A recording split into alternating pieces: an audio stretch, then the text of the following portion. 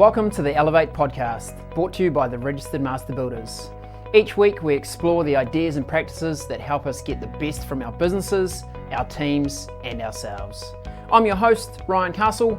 We talk to experts, advocates and business owners in the construction industry to share their knowledge, insights and experiences to help you build a better business and enjoy a better life. Now let the business building begin. Hey Nick, welcome along to the Master Builders Elevate podcast. Great to have you on the show today. Thanks for having me. Nick, can you start with a bit of background? You're a director at Iconic Construction. We're going to talk a little bit about your involvement at Master Builders and some of the awards you've won. But give us some background. How did you end up in construction and what's been the journey at Iconic to this point? So, left school and thought I'd actually be an architect. So I went to architecture, went to the Vic Uni for a total of 2 weeks. One of those was O week. Didn't learn a whole lot in that week. And the second week I learned that there's people in this room are way too talented for me. So quickly left there and moved to the Waikato and became an apprentice builder there. Then back to Wellington a year later and started building sites down there. And then, so qualified and eventually moved back to Hamilton and started my own business here in 2009, Iconic Construction. And here we are, some nearly 12 and a half years, 13 and a half years later, or whatever it is. Yeah, indeed.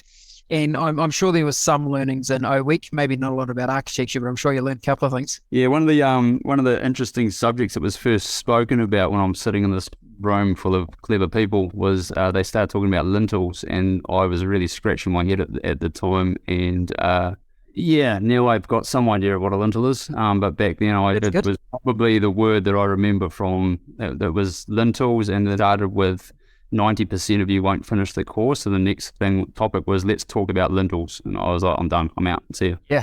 Yeah. It's not an inspiring way to encourage people into architecture, is it? 90% you're not going to make it. Maybe as reality was useful. Tell me, when you found your first apprenticeship, was that contact someone you already knew? How did you come across your apprenticeship opportunity? The first apprenticeship up in Hamilton was literally my mum got me an intro with someone, and Hamilton was absolutely thriving at the time, so 2003. Becoming an apprentice probably wasn't too difficult. It was quite interesting. That first year I worked for a company that was contracting to a group home builder, and so as a brand new apprentice, I think in that first year we built somewhere around 30 houses, which consisted of about 3 or 4 different plans. And every time we turn up on site, there's literally a concrete slab ready to go. So it was frames. I don't think I even did any jib fixing in that first year. So it was very, you were part of a production team at the end of the day. And then essentially I missed my mates in Wellington and decided back to where I'd grown up. And building in Wellington compared to Hamilton's just chalk and cheese. So there's nothing flat in Wellington, is there? No. And so I got a really good grounding from my first year in Hamilton in terms of just dealing with repetitive stuff, timber, just real basics and setting out and putting structures together, and the fact that you're doing it one after the other. By the time I got to Wellington, I had all that skill set hopefully reasonably well honed, and then it just became, how do we do this on the side of a cliff now? Yeah. Some pretty impressive foundations you've been involved in, I'm sure. And Nick, tell me, how far into your construction journey were you like, I think I'd like to own my own business? Early to mid 2009. The real kicker behind was I actually broken my leg playing rugby, so I couldn't be at work and I couldn't play footy, and sort of got me thinking a little bit. And within about 3 months, I started a company, formed a company, found a name, and then moved to somewhere I knew nobody, which was probably an interesting move. Interesting way to build your first sales network. Go somewhere where you don't know anyone. Somewhere where you don't know anyone. It's good. Yeah, well, I did know one person. Unfortunately, that person then led to a job, and then that led to just through connections through them, and managed to build a bit of a name, I guess, in Hamilton. So. And when you were starting the business, did you have a sense of the type of building you wanted to do? Did you want to do res, commercial, new builds, residential, or were you like, hey, I'll do whatever, bring some dollars in the door at the start? I was pretty fortunate with what we did with my previous employer in Wellington. So we did anything from sort of really big renovation work to reasonably high-end new homes, light commercial work. So I was I'd sort of covered a lot of bases in there, and so I guess that's what I took into my own business. Where I actually ended up landing for my first few jobs was renovating bars, which was a bit of an eye-opener, but really, really cool creative work. And then a few renovations. I didn't actually build a new house until a good 3 to 4 years into my own business. With those bars, did you manage to get paid in money, or did you get paid in beer or something? There's definitely a few beers involved during. So you had to do a bar shout instead of a roof shout. Yeah. There's, the pressure around getting a bar open in time for an event or whatever is, there's plenty of heat on getting it open on the open day. But certainly the celebration after the doors are open are pretty good as well. Indeed. And the name Iconic Construction, was that your brainchild to call it Iconic, and why named that way? Yeah, the name was something I very much understand the concept behind someone naming their business after themselves, but I just for some reason thought, no, I actually quite like a name that is versatile. It means it can represent more than that one person. And so Iconic was thought about, and I've just really liked how it rolls and sort of what it means. And I think I had my business for about 7 years and there was this guy that I would play golf with every other week, an older boy in Hamilton, and he would always call me Iconic. And it wasn't until about, as I said, 7 years down the track that I actually realized my name is in Iconic. It is. Yeah, I like it. Yeah, and I like your tagline that you associate with your brand as well, saying, it's good because it's iconic. Yeah, it works well. And nice one. It was the name part. It was by pure luck that my name even ended up there. I didn't even know it was in there. There we go. You should change that story to say that you blended them two together and was creative genius. But thanks for being honest.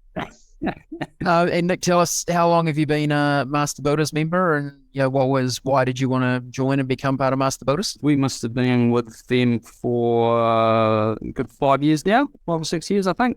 Initially, I was elsewhere, and that didn't seem to have quite the community around what I expected. Whereas when I started looking into the Master Builders a bit more, the offerings from your RSMs and all that was really, really good. There's a lot of support and behind it and a lot of advice. I've been doing these fit outs as well on these bars and things, and thinking these are pretty cool. I'd like to be able to have somewhere where I can showcase that and help represent the brand. And Master Builders were essentially the platform that it could be used as the builder to do that. So yeah. Great.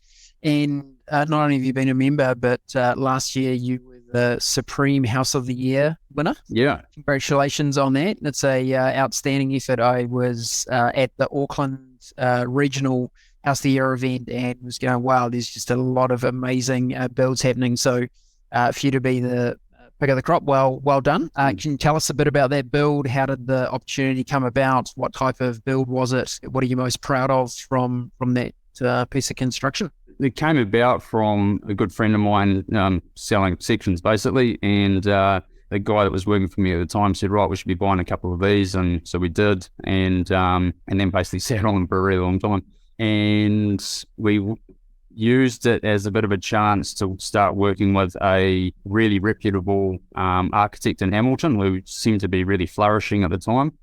Did he know about lintels? He had some idea about lintels. Yes. Okay, good. He stayed after week one? They designed 2 houses for us. One had a lintel around the entire top frame. They worked on a couple of really good designs, and this particular project, I think it sat as a concept design for nearly 2.5 years before we actually got moving on it. And both of these projects were just a chance for us, because being an avid, a very well-trained 2-week architect, one of those weeks of the week, I quite like architecture, I quite like design, and so I really like the concept of getting stuck in with an architect and designing something that we could then go and produce ourselves and just use as a spec house. So it was never done on a cost control exercise. It was literally like, let's try and do something cool and creative and really showcase what can be done for just a little bit more cost, I guess. Yeah, so we managed to work our way through that, build the project, and as it was being built, and the team that came around it in terms of the design, interior designers as well, the house itself, when it was finished, it felt so much like a home. It wasn't like walking. it was quite a unique feeling walking through the front door of it as a completed house, just how homely it felt. And is there other than the homeliness kind of feel, is there a particular feature of the build that you springs to mind for you immediately? You're like, I love what we did there. The whole thing was designed on a very simple brief, so we wanted it to be very clean. And there's a photo that was taken. It's this straight on shot, and the house almost looks fake, like it's too crisp and clean to be real. And it's got this beautiful Waikato sunset in the background, and the Hecromatas in behind it, and it just showed everything about that house, which is kind of exactly what it was meant to be, which is this very simple but very warm and welcoming feel to it. And we'll put a link to that build in the show notes, so if people are interested to go and have a look at the design and what you've managed to create there, we'll put that in there so they can follow that. Now, I understand you've got a interesting new age kind of build underway. What are you doing? You're building a house using your brother printer at home? Is that what's happening? Yeah. Just heaps of plastic involved in printing ink. No, so it is a childcare that we're building, and again, development for Iconic itself. Originally designed with precast panels and steel and lots of glass and a couple of cedar-clad walls. I ended up bumping into a guy one day at Pauanui Airfield and got chatting to him, and after a couple of discussions, we ended up down at his factory in Hamilton, and then like what we saw, so we ended up changing the precast walls to 3D printed concrete walls. Our childcare is the first commercial building in the Southern Hemisphere to use 3D printed concrete as part of its structure. And what's the benefit of moving to the 3D printed concrete rather than the precast panels? The speed wasn't a consideration at the time, but it was a bit of we realised how fast this thing can be once it's up and running. We're down there watching the guys print our walls, and there's literally a 3 metre high, 3 metre wide wall coming out every hour. There's then loaded onto a truck, delivered to site, and then a bunch of them delivered to site. And so I think the total for all those walls was about 7 days, and that was from turning up from nothing being there to being installed and ready to carry on building with on site, and it's essentially completed inside and out. So there's no cladding to do on the outside. It was so quick. Unfortunately, at the time, we used it in its most simplest form, which was just straight lines. But where the technology has huge advantage is things like curves or patterns and walls. Zero formwork involved with it. I think it's got a pretty bright future. As they're printing the wall panel, is it smart enough that they can also leave space for cabling and pipe work and those kind of things as it's printed? Yeah, so essentially there's 2 cavities within the wall. One's a structural cavity, which is essentially, think of it as a direct replacement for masonry block. So you just have starters coming out of the ground, the wall drops over it, there's steel added to it, and the whole thing gets filled with concrete. The other cavity is just clear, and that's used for both insulation and services to go down. Right. Yeah. And when you're doing the design, is it, for example, for those services going in, is it put into the 3D model where those services are going to go, or is it literally, hey, we just leave a blank cavity and then we've got space to do whatever we want? Yeah, so it's installed as a blank cavity, and then you guys doing their bits just feed it down through the inside of the walls. That they're going through a fairly significant change of design of those walls at the moment and how they work, and there'll be a lot more room to play with and considerably less cost involved with it. So yeah, it's quite cool sitting, being a part of that business, I guess, and watching it how it's evolving over the last years. Fascinating. And what's your prediction for the use of this technology going forward in both residential and commercial applications? I think it definitely has a place. The speed alone of the process, I guess, is pretty phenomenal. So, at the moment, it would appear it's probably a fraction dearer than build model, I guess. But we ran a few scenarios through with a project manager and sort of looked at how fast it would be if we were to build a whole house versus a traditional timber frame clad in the outside, and we reckon we could shave it somewhere around anywhere from 5 to 7 weeks off a build. So while it's dearer to actually purchase, your interest cost at the end of the build and the time and all that is just significantly faster. The beauty of it as well is like generation 1 of concrete printing. So, it can only get better and better from where it currently is compared to, in theory, our construction sector should be as efficient as it ever was because it's got so much experience behind it. And what kind of skills have your team had to learn so that they could adapt to using this new approach? There's nothing that scary about it at all. Like for how we used it, it's essentially a direct replacement for masonry block. So, the floor setouts, where it's sort of carry on, still need to be the same. Really nice level, level floors. That I guess that was one of the things that we really had to make sure is because you're dealing in such big panels versus blocks being smaller in size, you had to make sure everything was really spot on. And because was did a really good job, and it was, and we would essentially have this 10 square meters standing in 20 minutes. Every 20 minutes there'd be another 10 square meters added on, and like it was just ridiculous. Incredible. Yeah. Literally like building Lego at home, but it's happening on a full size scale. Yeah, and I guess precast construction, they've been doing this sort of thing for years and years. It's a significantly easier process. So like our walls just sit on top of the finished floor. There's no strip footing underneath it that you then tie in a footing tower into it. Or we did the whole thing with a high, no cranes. Wow. One of the finished walls that was on site was just under 2 ton for one of the heavier walls. So they're actually quite manageable. Yeah, wow, impressive. And have you got additional builds already planned where you think you'll use this tech? Yeah, so we have a site next door to the childcare, which we're just working on what that is at the moment. We've got a pretty cool design come through for it already. I won't say too much about that because we need to get through a few other processes before we can announce that one, but it is, we're trying to use as much 3D printing in there as we can. We had another spec house that we were looking at doing, which we would have entered into the next round of builds. We put a hold on that last year, it was essentially entirely brick, but now we're looking at actually changing it to 3D printing but having the exact same design, but 3D print it instead of timber frame and brick. We've got definitely a few things in the pipeline for it. And if you used it in a residential context, would you still be just having that kind of finished concrete inside of the building, or would you have to jib over the top or something? There's a wall design that Clorox are working on at the moment where essentially we get rid of some features. They're like seams, I guess.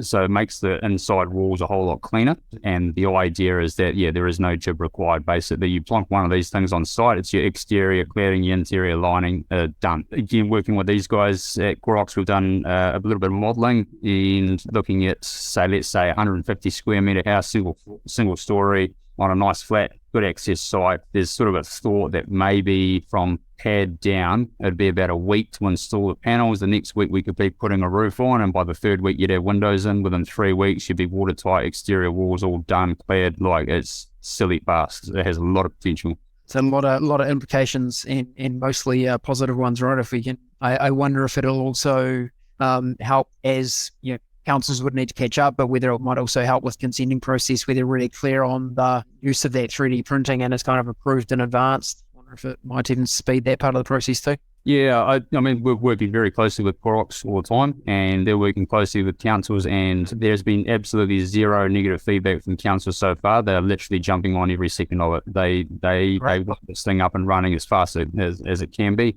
Essentially, the way they work, the brands are praised, so there's a big tick, straight away, and it's based on a system that already exists. So there's nothing new for council really to scratch your head too much on. You don't need a pre-line inspection, do you? No. And I guess, your other massive advantage to this sort of construction is hot topic at the moment, climate resilient housing. The idea being that one of these houses, should it flood, you would probably replace the carpets and the furniture that got damaged and any cabinetry, but the structure of the house is still absolutely sound. You're not ripping jib off walls to try and dry it out. And so I think it definitely is a place. Just needs a big plug hole on the corner somewhere so you can pull the plug up and let all the water out. It's yeah.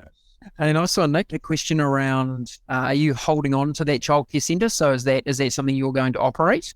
No. So there was an existing tenant there. They're staying on as the tenant. It's not a business that we'll be running. I was going to be really interested to delve into that if you were expanding the business into childcare as well. I thought the apprentices might be getting cross-trained in quite a few different skills if they're going to be doing both childcare and construction. The idea actually came up a few years ago that maybe we need that because we had a number of dads, soon to be dads, seemed to be all at the same time, and so the concept was thrown around, the idea of, do we need our own internal childcare to look after everyone? At least everyone could be, kids watching their dads at work. Nice. Maybe portable childcare is a thing. Drop a container with the kids in so they can watch dad at work. That's it. Moving on to the next site. Good one. And tell me, Nick, when you look to the future, what are you thinking about? What are you excited about for Iconic and construction? Maybe some insight into how do you think your role as an owner and director of Iconic, do you think that will change over the coming decade? Future for Iconic, we're working really, really closely with this 3D printing stuff now. We're the first regional partner of Clorox as they try and roll this technology out across the whole country. And that in itself, to be the first of something, I guess. So we'll no doubt have its trials and challenges through there. That's in itself is a really exciting concept to even grasp your head around, right? Like, so the first commercial 3D printed building in the southern hemisphere, you're dealing with firsts a lot, and those firsts will slowly peter away into seconds, and then we'll get better and better, and we'll deal with new technology. And so, yeah, I think where Iconic sits with that sort of knocking on its door, I think that's really, really exciting. For me, I'm starting to get quite heavily involved with that side of things, and that will be our focus going forward is how we make the most of that advantage. Nice. So a real innovation focus for the organisation as you go forward. Yeah, I mean, innovation in construction, it's something that you tend to, as the builder, you tend to buy it in from innovative products, right? So this is an innovative technology that you're essentially getting your own hands on, and you can start trying to work that yourself. So now you're essentially almost in control of a lot of your supply chain because you're reliant on one material to produce a lot of what you do versus a bunch of different suppliers to put something together. Just so it feels like as an industry we need a solution to move past those. A friend of ours just done a new build. I was doing a bit of a walkthrough of their house. It's not quite finished, so you can still obviously see all the plasterboard and all the plastering that has to happen, all the sanding that has to happen, and you just go, there must be something more efficient for us to build houses than having to go through this process every single time. Yeah, nothing's really changed in construction, right? Like we're in the last many decades, things have got more efficient in terms of supply chain and products, but we still take a horrific number of steps over a building site, which is actually the slow part, right? So we can make our project management software as efficient as possible. You still have to have someone walk over the site and do that. So the more we can, speed that process up and have less steps over a site, it just makes things so much more efficient. Less waste. Yeah. It's the other one of the other big beauties of this thing will be the waste factor out of one of these walls. They've printed nearly 50 square meters for us in one hit, and out of that 50 square meters, they had about a 10-litre bucket of concrete. That was it. So that's a bit of waste out of producing that wall finished inside and out. It was a 10-litre bucket of concrete, which could be crushed and put into somewhere else, make into a concrete block facility. Sure. Compared to a normal building site, we would have filled a quarter of a jumbo bin with offcuts of plasterboard and 50 square. And the like. Yeah. It's filled half a skip, 100%. Yeah. Wow. Hey, that's really interesting. Nick, thank you for sharing those insights with us today. We appreciate that. I think you've probably opened the thinking of a number of people that have been listening to the podcast. Any last comments or insights you'd like to share with the crew before we wrap? Comments and insights. Look at 2020. Something like Dalai Lama-ish, inspirational. Someone said the other day when I was going, God, what it seems we're fighting fires all the time, and he said you should thank those challenging moments as they come by because they only last for so long. They never last forever, and you'll learn a hell of a lot from them. Is that Dalai Lama-ish enough for you? I think so. That's pretty close. I liked a version of that I've heard, which is experience is what you get right after you need it. Yeah, 100%. Yeah, so similarly aligned, but yeah, I like that one. Hey, thanks, Nick. Appreciate you joining us on the podcast today. You did.